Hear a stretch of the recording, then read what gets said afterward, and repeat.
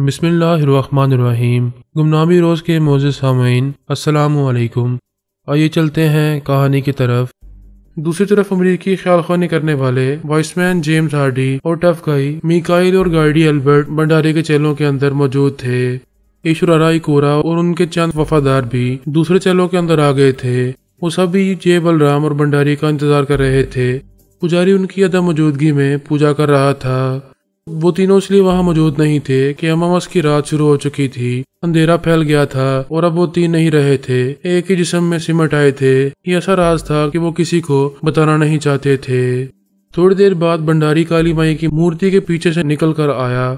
उसने राय एजेंसी के चीफ को और अपने उन तमाम चेलों को देखा जो तमाम ख्यालखानी करने वालों के अलाकार बने हुए थे। फिर उसने कहा, मैं तुम लोगों का स्वागत करता हूँ। मेरे दो जन्म साथी जी और बलराम यहाँ नहीं आएंगे, चुप कर रहेंगे। इसलिए चुप कर रहेंगे कि दोस्त बनकर आने वाले अचानक ही दुश्मन बन सकते हैं। ऐसे में मेरी जान को नुकसान पहुंचेगा तो मेरे वो दोनों साथी मेरी आत्मा को काबू में करके मुझे नया जीवन देंगे।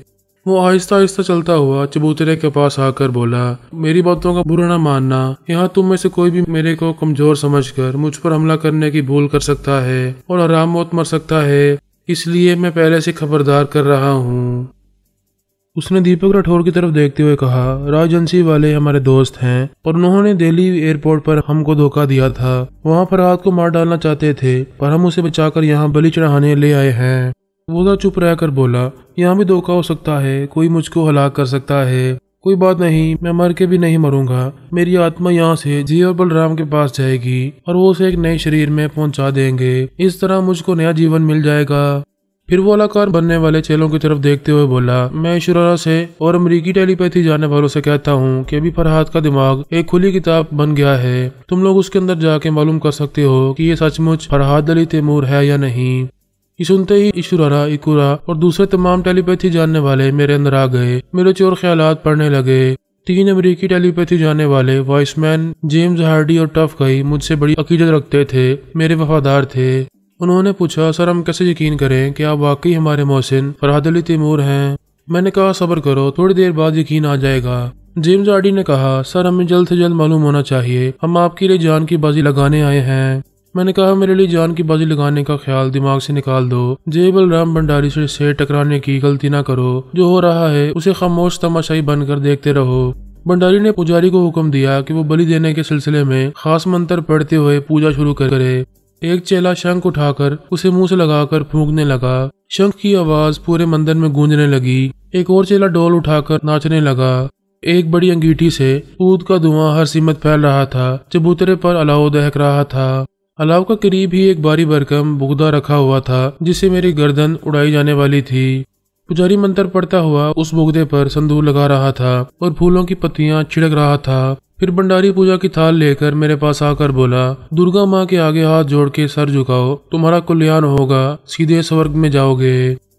मैंने कहा, मुझ पर तनवीमी अमल करते वक्त बलराम ने पूछा था क्या मैं किसी भी वक्त उसके अमल से निजात हासिल कर सकूंगा। तब मैंने कहा था कि जब भी मेरे दीन के खिलाफ मुझसे काम लोगे तो मैं तुम्हारे जादू शिकंजों से निकल जाऊंगा। वो मुस्कुराते हुए बोला, हमारी पकड़ इतनी मजबूत है कि तुम्हारा भगवान भी तुमको। उसकी बात पूरी होने से पहले ही मैंने एक उल्टा हाथ उसे रसीद किया।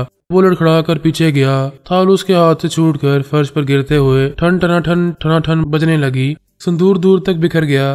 वो एक कद्दावर पहलवान था। उसने मुझे दबोचने के लिए छलांग लगाई। मैं चलकर एक तरफ हो गया। नतीजा जाहिर था, वो मेरी खाली जगह आकर फर्श पर ऊंधे मुंह गिर पड़ा।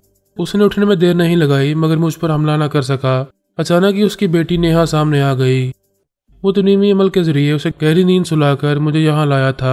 उसने हैरानी से पूछा, तुमको तो सुबह से पहले जागना नहीं था। मैंने अमल भी किया था, मंत्र भी पढ़े थे, तुम कैसे इधर आ गई?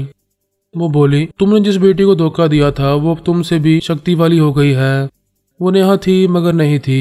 अनुष्या ने उसे अलाकार बना लिया था, उसकी जुबान से बोल रही थी। उसने मुझे देखकर मुस्कुराते हुए कहा, हाय ग्रैंडपा। मैंने जवाबन मुस्कुरा कर कहा, खुश रहो, सलामत रहो दादा की जान। भंडारी ने हैरानी से पूछा, तुम फरहाद को ग्रैंडपा क्यों बोल रही हो और ये तुम्हारी आवाज क्यों बदली हुई है? इसीलिए बदली हुई है कि हालात बदल गए हैं, तुम्हारी शामत आ गई है।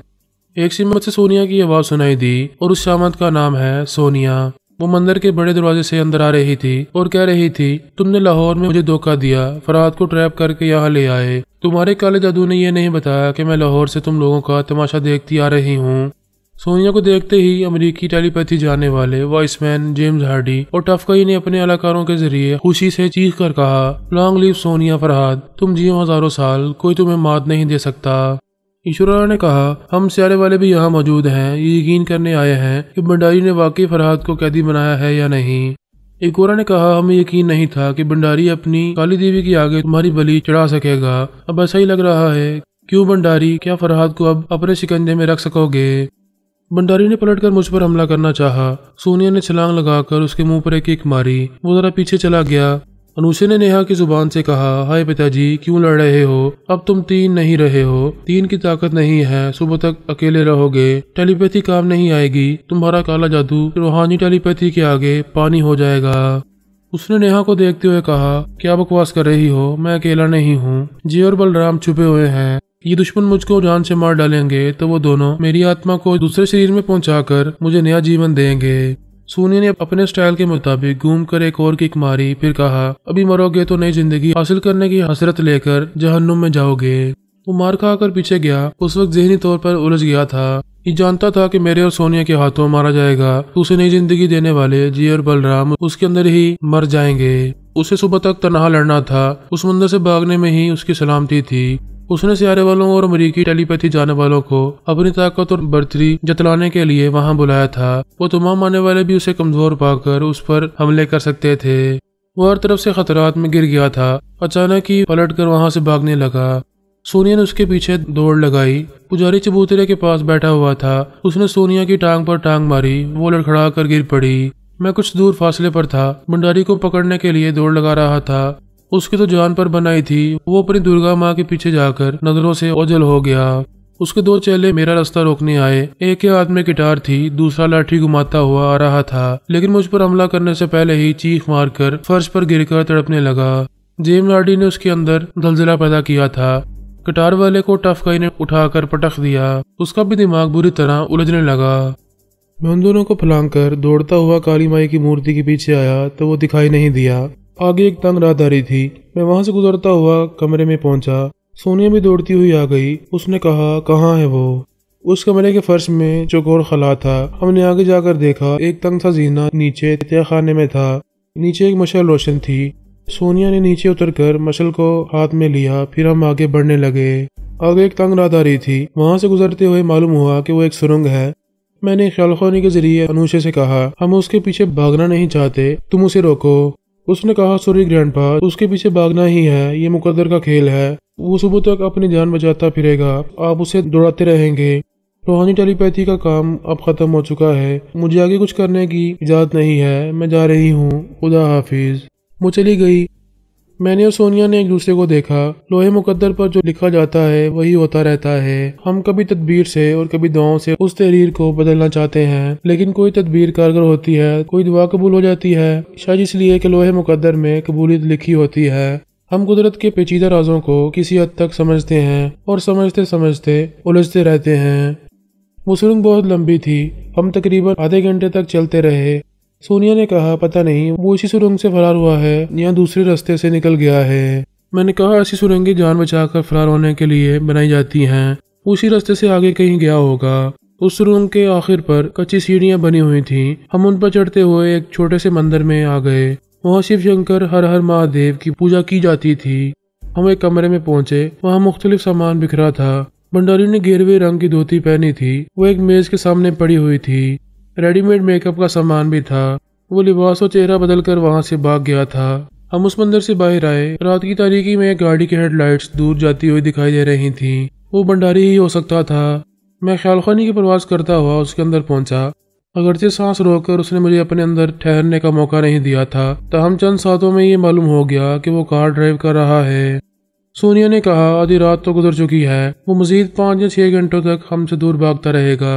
हम तेजी से आगे बढ़ते जा रहे थे, किसी गाड़ी की तलाश में थे। वो हमारी नजरों से ओझल होने के लिए बड़ी तेजी दिखा रहा था। उसे 1 से 3 होने की फिक्र सता रही थी और सुबह से पहले ऐसा हो नहीं सकता था।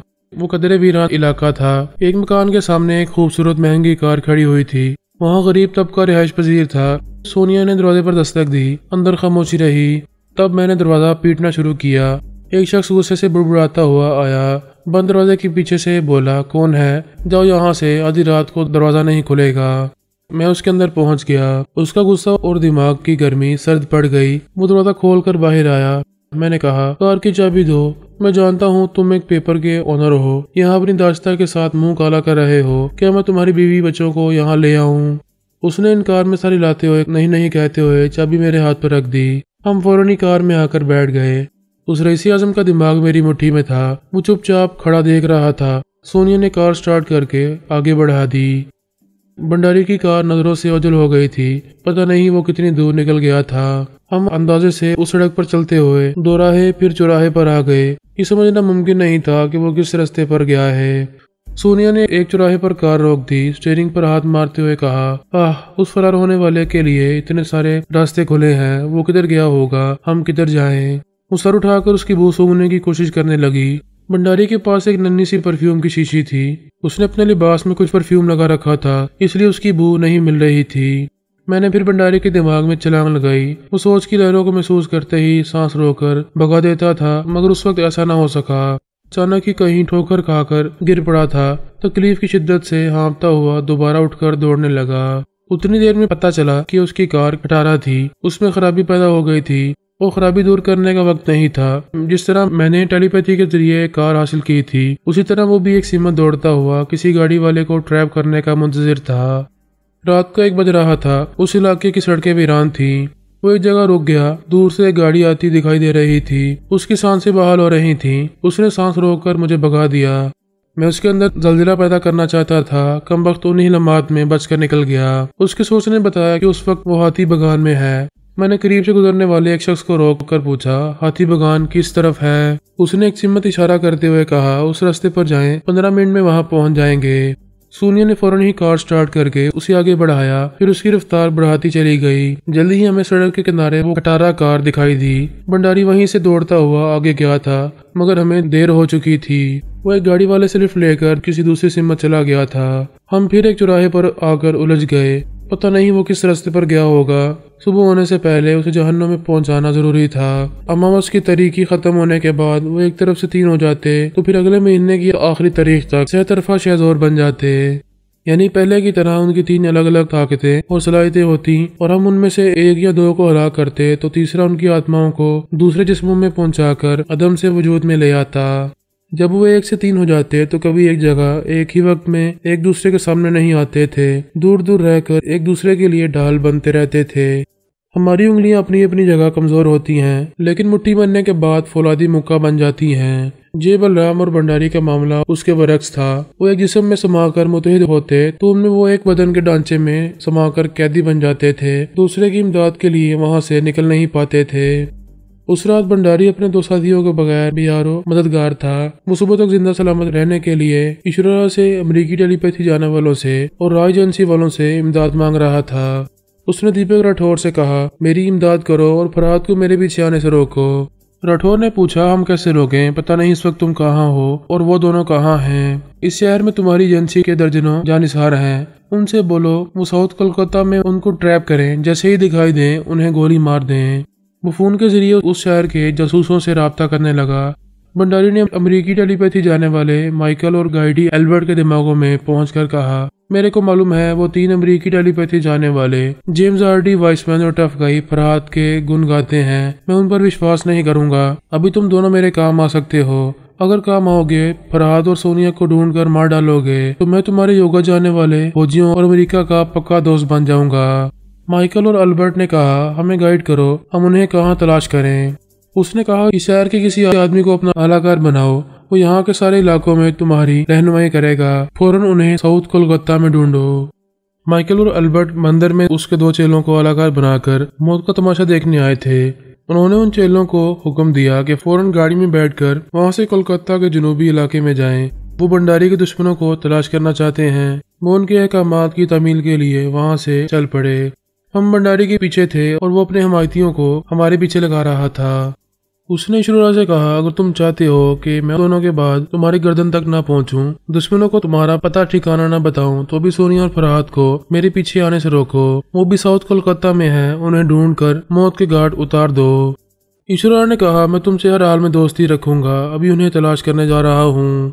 उसने भंडारी से राब्ता खत्म करने के बाद ईश्वरा से कहा, हमें यकीन हो गया है सोनिया, फरहाद और उनके रूहानी टेलीपैथी जाने वाले बाकमाल हैं, नाकाबिले शिकस्त हैं।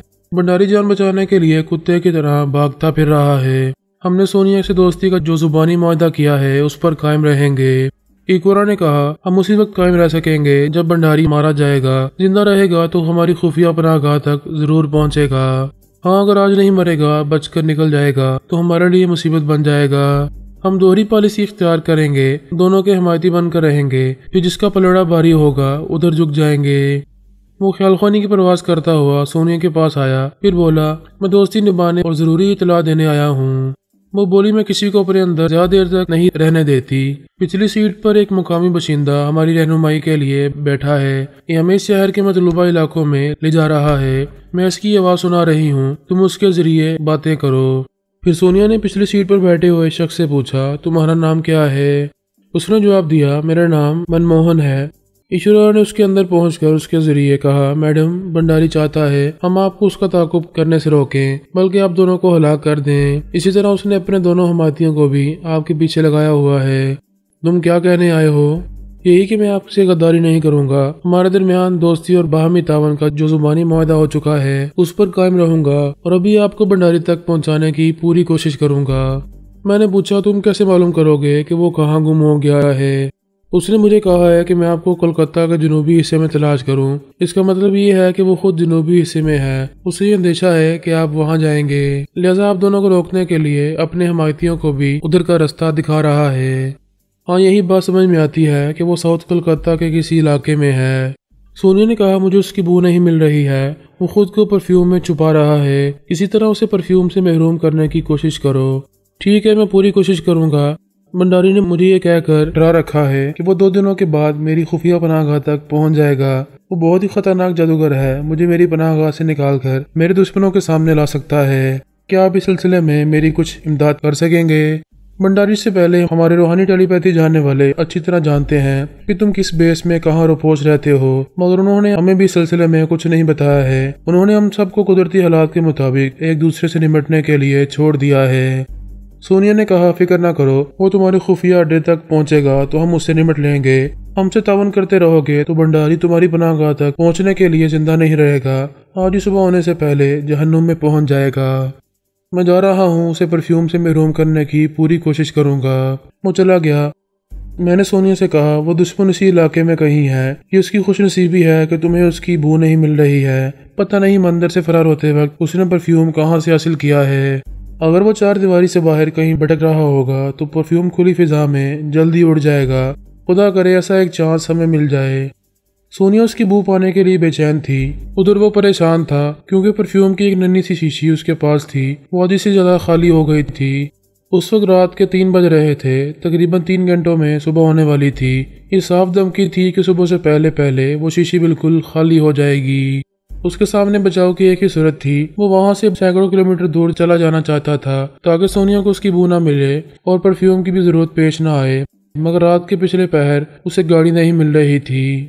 उसने दूसरी गाड़ी वाले से लिफ्ट हासिल की थी, वो गाड़ी भी पंक्चर हो गई थी। अब वो किसी से मोटरसाइकिल छीन कर उस शहर से निकल जाना चाहता था, मगर 2 पहियों वाली भी नखरे दिखा रही थी, रुक रुक कर चल रही थी। मुसलसल डड़का लगा हुआ था कि हम उसकी सड़क तक पहुंचने वाले हैं। वो बुरी तरह बौखला रहा था। हालात उसके लिए साजगार नहीं हो रहे थे। मोटरसाइकिल पहले एक बच्चे की तरह दौड़ रही थी, फिर चलने लगी। उसमें कुछ दम नहीं था, चलते चलते रुक गई। भंडारी ने उतर कर उसे गुस्से से देखा, फिर एक जोर की लात मारी। उसका कुछ नहीं बिगड़ा, वो एक तरफ गिर पड़ी, दूसरी तरफ वो अपना पाँव पकड़कर तकलीफ से कराहने लगा। ये भूल गया था कि जान बचाने के लिए मंदिर से नंगे पाँव भागता हुआ आया है। लोहे पर पाँव मारकर उसने मुसीबत मोल ले ली थी। टखने की हड्डी जैसे तड़क गई थी। अब वो दौड़ने के काबिल नहीं रहा था, लंगड़ा कर चलने लगा।